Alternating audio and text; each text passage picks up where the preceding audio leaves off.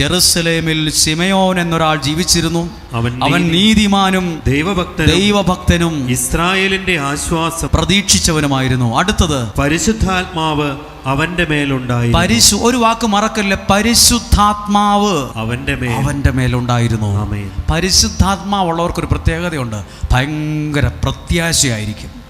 Hallelujah. പരിശുദ്ധാത്മാവില്ലാത്ത വ്യക്തി എല്ലാത്തിനും negative, നിരാശ, ഒന്നും ശരിയാവൂല, ഒന്നും നടക്കൂല, നീ അതിന് പോകണ്ട, നീ പോയിട്ട് നിനക്ക് എന്നാ കിട്ടാനാ. പരിശുദ്ധാത്മാവുള്ള വ്യക്തി പ്രതീക്ഷയുള്ളവനായിരിക്കും. പരിശുദ്ധാത്മാവ് ഉണ്ടായിരുന്നു. പരിശുദ്ധാത്മാവിന്റെ പ്രേരണയാൽ അവൻ ദേവാലയത്തിലേക്ക് വന്നു. അവൻ മാർക്കറ്റിലേക്ക് പോയെന്നല്ല, ദൈവീകമായ പ്രേരണയാൽ അവൻ ദേവാലയത്തിൽ വന്നു.